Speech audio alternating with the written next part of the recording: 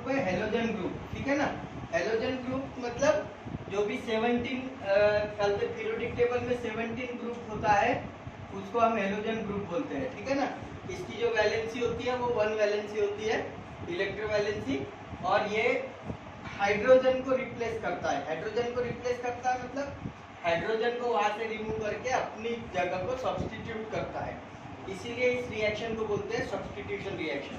तो इसमें क्या होता है, पहले हम शुरुआत करते हैं सबसे छोटे अल्केन से, दैट इज CH4, जिसको बोलते हैं मीथेन, ठीक है ना। तो ये मीथेन है। अब मीथेन के साथ जब हम क्लोरीन गैस, इसको क्लोरीन गैस को रिएक्ट करते हैं तो वो सब्स्टिट्यूट करता है एक हाइड्रोजन को अपने साथ, और एक हाइड्रोजन को जब सब्स्टिट्यूट करता है तो यहाँ पे बनता है क्लोरोमीथेन। क्या बनता है? क्लोरोमीथेन। क्लोरोमीथेन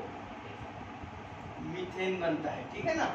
अब ये क्लोरोमीथेन बना है। अब इस क्लोरोमीथेन को अगर मैं आगे फॉरवर्ड करूं, CH3Cl chloromethane plus again Cl2 gas से, क्लोरीन गैस से उसको रिएक्शन देता हूं तो यहाँ पे बनता है डाइक्लोरोमीथेन। क्या बनता है? इसको बोलते हैं डाइक्लोरोमीथेन, ठीक है, क्लियर है। अब फिर से अगर डाइक्लोरोमीथेन लेके मैं इसको रिएक्शन देता हूं क्लोरीन गैस की तो यहाँ पे बनेगा ट्राइक्लोरोमीथेन। ट्राइक्लोरोमीथेन दैट इज CHCl3। ट्राइक्लोरोमीथेन की जगह हम इसको बोलते हैं क्लोरोफॉर्म। क्या बोलते हैं? क्लोरोफॉर्म, ठीक है ना। कॉमन नेम है उसका, उस पर्टिकुलर ट्राइक्लोरोमीथेन का। CCl3 को CH3Cl3, इसको बोलते हैं क्लोरोफॉर्म। क्लोरोफॉर्म सुना होगा तुमने, पिक्चर में सुना होगा, जिसको मुंह पे लगाने के बाद बेहोशी आती है। तो ये क्लोरोफॉर्म वही वाला क्लोरोफॉर्म।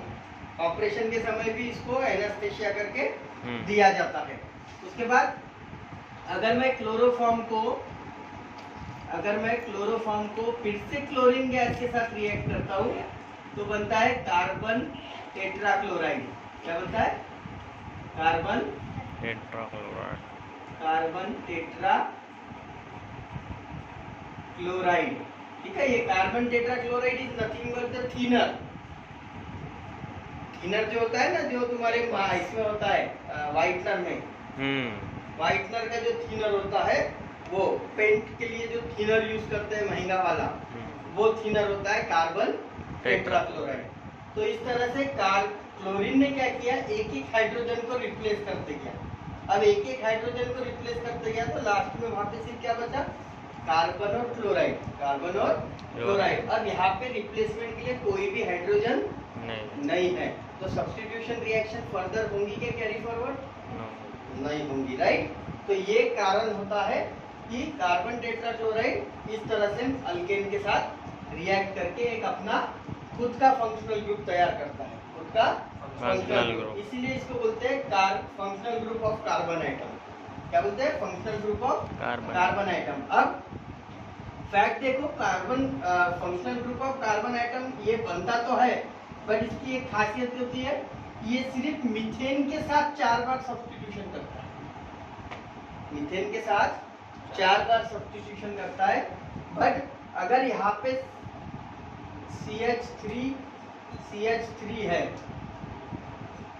CH3 और CH3 है, दैट इज इथेन। क्या है? इथेन है।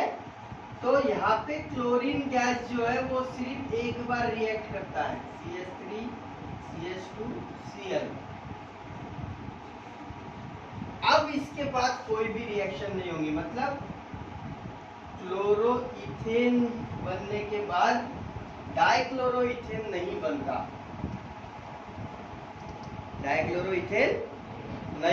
अब डाइक्लोरोइथेन क्यों नहीं बनता? क्योंकि उसका एक ही ग्रुप जो होता है वो सब्स्टिट्यूशन के लिए रेडी होता है।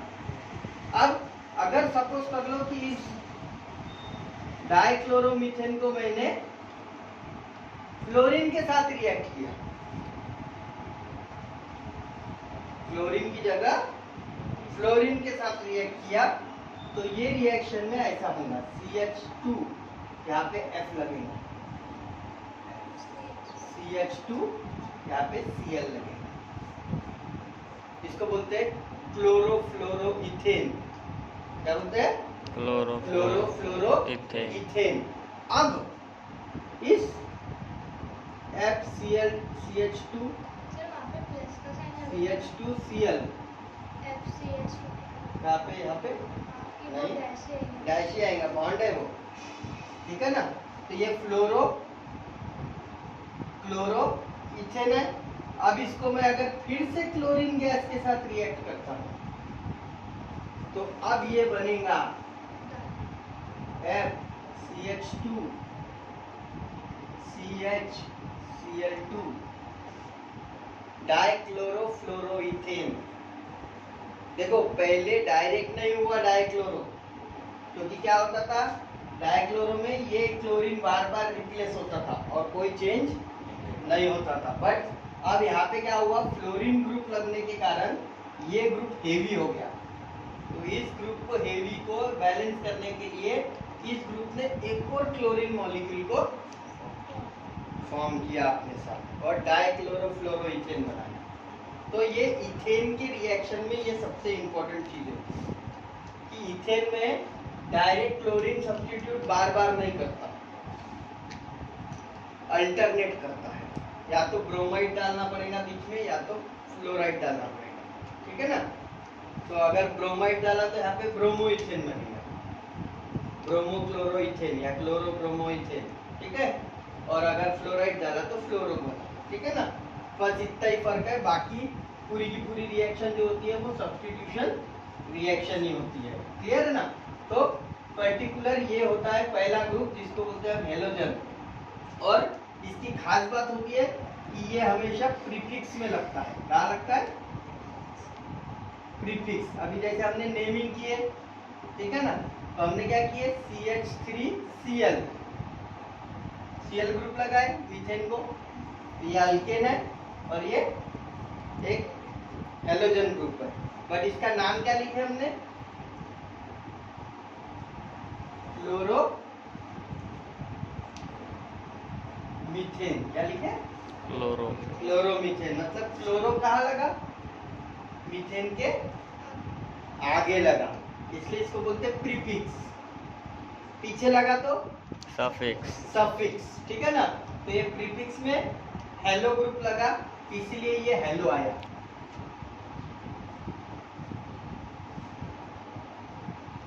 समझ में? प्रीफिक्स में हेलो लगा इसलिए ये हेलो लिखा हमने, राइट। अब हम देखेंगे नेक्स्ट ग्रुप। ये समझ में आया? नेक्स्ट ग्रुप देखते हैं।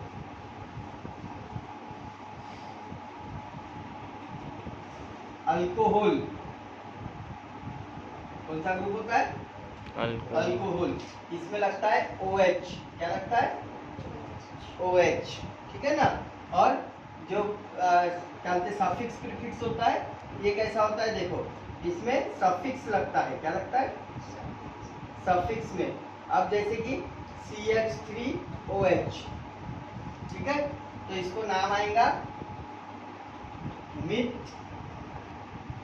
Methanol, OL। क्या लगा?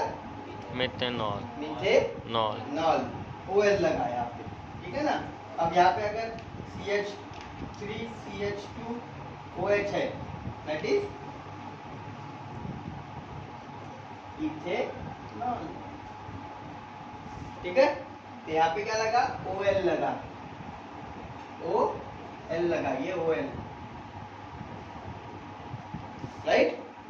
समझ में आया? इसका प्रीफिक्स में लगा, इसका सफिक्स में लगा। OH जो है वो ग्रुप लगा टर्मिनल पे, ये भी टर्मिनल पे OH ग्रुप लगा और इसको नाम दिया मिथेनॉल, इथेनॉल। अगर प्रोपेन पे लगा तो प्रोपेनॉल, ब्यूटेन पे लगा तो ब्यूटेनॉल, पेंटेन पे लगा तो पेंटेनॉल, हेक्सेन पे लगा तो हेक्सेनॉल, ठीक है ना। यानी जितने नंबर पे लगेगा उसका ऑल हो जाएगा, मतलब आखिरी में OL लग जाएगा उसके नाम पे। और यहाँ पे OH ग्रुप लगेगा। कौन सा ग्रुप लगेगा? OH group. तो ये हाइड्रोक्सिल ग्रुप बोलते हैं इसको। क्या बोलते हैं? Hydroxyl group. और हाइड्रोक्सिल ग्रुप जब भी कोई पर्टिकुलर कार्बन कंपाउंड को लगता है तो वो अल्कोहल में कन्वर्ट हो जाता है। ठीक है, क्लियर हुआ? तो ये जो अल्कोहल है ये है, ये पर्टिकुलर इस तरह से बनता है। तो ये अल्कोहल जो बनने की प्रोसेस है इसको बोलते हैं फर्मेंटेशन। जनरली फर्मेंटेशन से बनता है maximum time alcohol, but sometime ये है कि अल्कोहल को बनाने के लिए हम एडिशन रिएक्शन भी करते हैं। ठीक है, जिसको हेलोजिनेशन बोलते हैं। क्या बोलते हैं? हेलोजिनेशन। तो हेलोजिनेशन कैसा होता है? देखो, CH2 होता है डबल बॉन्ड। ठीक है, CH2 जब डबल बॉन्ड होता है तो इसमें क्या करते हैं, वाटर के साथ इसको ट्रीट करते हैं। तो वाटर के साथ ट्रीट करने के बाद हमको मिलता है CH3 CH2 OH।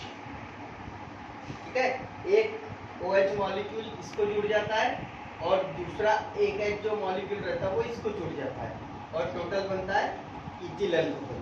ठीक है, तो इस रिएक्शन को बोलते हैं एडिशन रिएक्शन। क्या बोलते हैं? Addition reaction. समझ में आया? ये आपको ध्यान में रखना है सिर्फ फर्दर के लिए। अभी तुम्हारे इस बार एग्जाम में नहीं आएंगे, इसलिए मैं बहुत डीप में नहीं पढ़ा रहा था, जस्ट सुपरफिशियल पढ़ा रहा हूँ। तो यहाँ पे समझ में आया कि इसको ओल क्यों बोला? तो यह है दूसरा ग्रुप हमारा अल्कोहल। तीसरा ग्रुप होता है अल्डिहाइड। Aldehyde group. ठीक है ना, अल्डिहाइड ग्रुप। अल्डिहाइड ग्रुप में क्या लगता है? CHO। क्या लगता है? CHO टर्मिनल में, और इसको आता है AL। ठीक है, बट हम AL नहीं लिखते, हमको इजी करना है तो हमने क्या किया, CHO ग्रुप। तो ये CHO ग्रुप। ठीक है, तो यहाँ पे आप अल्डिहाइड कैसा बनेगा? देखो, CH3C डबल बॉन्ड हो H, CH3C डबल बॉन्ड हो और H। क्लियर है? इस ग्रुप को बोलते हैं अल्डिहाइड ग्रुप। और इसको बोलेंगे हम, क्या बोलेंगे? दो कार्बन है तो क्या होता है? इथ। राइट, दो कार्बन है तो इथ, तो यहाँ पे बोलेंगे हम इथेनल। इथेनल AL लगा, OH ग्रुप लगा था तो OL लगा था, यहाँ पे AL लगा, इथेनल। इसको दूसरा नाम है, कॉमन नेम जिसको बोलते हैं हम, वो होता है एसिटाल्डिहाइड। एसिटाल्डिहाइड या इथिल अल्डिहाइड भी बोलते हैं इसको, इथिल अल्डिहाइड भी बोलते हैं इसको। ठीक है ना, दो तरीके से दो नाम होते हैं, एक कॉमन नेम होता है, एक ब्रांड नेम होता है। तो यही सारी चीजें हैं। ठीक है ना, तो ethanal is a IUPAC name. IUPAC name international union of applied and physical chemistry. Physical and applied chemistry, IUPAC, international unit of physical and applied chemistry. ठीक है ना, एक पर्टिकुलर क्या है ये, सॉरी इंटरनेशनल यूनियन है, international union of physical and applied chemistry. उसका full form होता है, उसका जो शॉर्ट फॉर्म होता है IUPAC। तो ये जो नाम डिसाइड करती है ना, ये यूनिवर्सल नाम होता है। मतलब ये इथेनल जो है, ये इथेनल इंडिया में भी चलेगा। आप अगर अफ्रीका में गए तो अफ्रीका में भी आप बोलोगे मुझे इथेनल चाहिए तो आपको इथेनल मिल जाएगा। अमेरिका में भी गए तो बोलेंगे इथेनल तो इथेनल दे देंगे वो बराबर। अगर तुम पर्टिकुलर रशिया में भी गए तो तुम इथेनल बोले तो तुमको इथेनल मिल जाएगा, क्योंकि ये इंटरनेशनल यूनियन है। कॉमन नेम जिसको बोलते हैं, इंटरनेशनली ये नेम जो है वो रिकॉग्नाइज होती है, तो ऐसा नाम होता है ये। ठीक है ना, तो इथेनल अगर बोलूंगा मैं तो ऑल ओवर वर्ल्ड में इथेनल चलेगा। बट अगर मैं बोलूंगा एसिटाल्डिहाइड, ठीक है, तो एसिटाल्डिहाइड कॉमन नेम है। अगर मैं रशिया में जाऊंगा और बोलूंगा एसिटाल्डिहाइड तो बोलेंगे ये क्या चीज है, उनको नहीं मालूम, उनके रशिया में और कोई नाम से जाना जाता होगा, कॉमन नेम, राइट है ना। जैसे तुम लोगों के घर के नाम होंगे कुछ ना कुछ, राइट, ठीक है ना। अब तुम्हारी मम्मी तुम्हारे स्कूल में आई और तुम्हारे घर का नाम ली तो कोई रिकॉग्नाइज करेगा उसको, क्योंकि तुम्हारा वहां का नाम क्या है, अलग है। ऑब्वियस है कि अलग है तो वो तुमको रिकॉग्नाइज नहीं करेंगे, राइट है ना। अब मानसी को मेरा नाम बनता ही मालूम था अभी तक, गोपाल तो अभी पता चला उनको, राइट है ना। तो पर्टिकुलर फर्क गिरता ही है। वो मुझे बचपन से इस एरिया में देख रही है, इसलिए उसको मेरा नाम जो घर का नाम है वो मालूम है, ठीक है ना। उसको मालूम ही नहीं होगा कि गोपाल गांधी मेरा नाम है। जब उसने मेरे को देखेंगे अरे ये है क्या गोपाल गांधी, ऐसा बोली होंगी उसने, क्योंकि उसको मेरा कॉमन नेम मालूम था, उसको मेरा ओरिजिनल नेम नहीं मालूम था। तो ये फर्क होता है पर्टिकुलर IUPAC नेम और कॉमन नेम में। जब हम कॉमन नेम की बात करते हैं तो कॉमन नेम में हम इथेनॉल लिखेंगे, बट सॉरी IUPAC नेम जो रहेगा वो इथेनॉल लिखेंगे, और कॉमन नेम जो रहेगा वो या तो इथिलाल्डिहाइड या तो एसिटाल्डिहाइड, कोई भी आप लिख सकते हो, ठीक है। तो ये हो गया तुम्हारा aldehyde group. Now next is ketone group, ठीक है। कीटोन ग्रुप में लगता है CO, क्या लगता है, CO, और इसको बोलते हैं ओन, क्या बोलते हैं, ओन लिखते हैं इसको, ONE। ओन क्यों बोलते हैं, क्योंकि वो आगे अल्केन के लगता है, ठीक है। तो इसका आएगा CH3C double bond O, CH3, ठीक है। ये हमेशा बीच में लगेंगे, ये हमेशा बीच में, इसके इसीलिए इसका पहला मेंबर क्या रहेगा, 3 कार्बन आइटम, इसका 2 कार्बन आइटम और 1 कार्बन आइटम का मेंबर नहीं रहेगा। ये शुरुआती 3 कार्बन आइटम से करेगा, क्योंकि इसकी आदत है बीच में बैठने की, ये साइड में नहीं बैठता, ये हमेशा कोई भी 2 कार्बन के बीच में ही बैठेगा।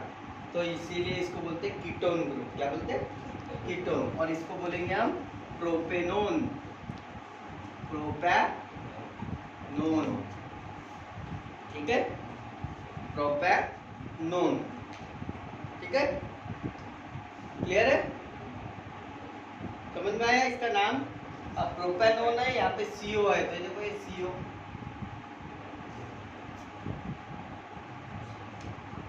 ठीक है ना। हम इसको अलोन भी बोल सकते, AL ओन, एलॉल, अलोन, चोको, चोको नहीं, उसमें ओइक एसिड आता है, ठीक है। तो हेलोल, अलोन, ओइक, ऐसा, बट वो बहुत डिफिकल्ट जाता है याद रखने में, इसीलिए ये सबसे इजी बनाया है। चोको चू जल्दी याद होता है, राइट है ना।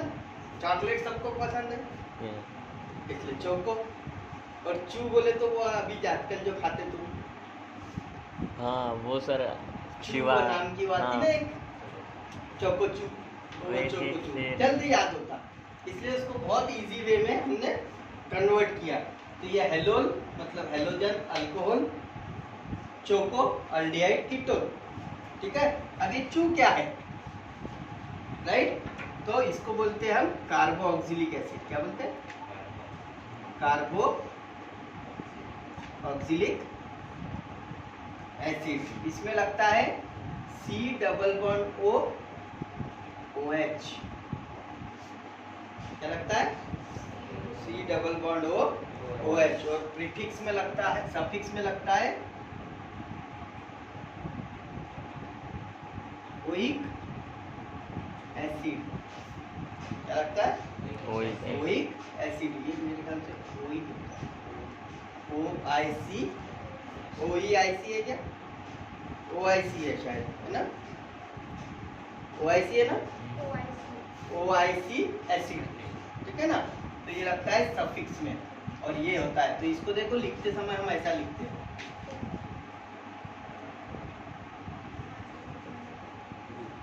ठीक है। तो ये है तुम्हारा, तो इसको लिखते समय ऐसा लिखते हैं, देखो CH3COOH, ठीक है। इसको बोलते हैं इथेनोइक एसिड। इसका दूसरा कॉमन नेम क्या है? एसिटिक, जो एंड के पास होता है, एंड के पास जो होता है, एंड के पास ये नहीं होता, एंड के पास मिथेनोइक एसिड होता है। मिथेनोइक एसिड का फॉर्मूला है HC≡OH, that is methanoic acid, जो कि एंड के पास होता है। एसिटिक एसिड कहाँ होता है? विनेगार, विनेगार जिसको बोलते हैं हम, वो है acetic acid, that is ethanoic acid. क्या बोलते हैं उसको? इथेनोइक एसिड, ठीक है, विनेगार। क्लियर हुआ?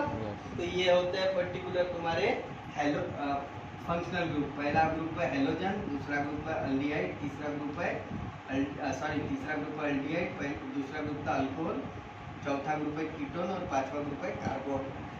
दैट इज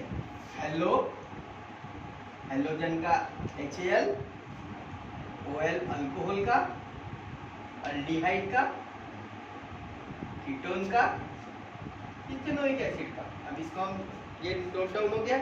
अभी हम इसको शॉर्ट फॉर्म में लिख लेते हैं यहाँ पे, यानी तुम्हारे ध्यान में रहेगा कि ये क्या चीज है, एनोल चोकोचू, ठीक है ना। तो एनोल चोकोचू में देखो HAl जो है वो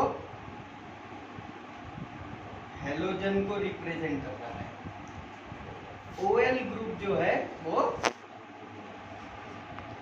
अल्कोहल को रिप्रेजेंट कर रहा है, CHO ग्रुप जो है वो अल्डिहाइड को रिप्रेजेंट कर रहा है, ठीक है। CO ग्रुप जो है वो कीटोन को रिप्रेजेंट कर रहा है, ठीक है। और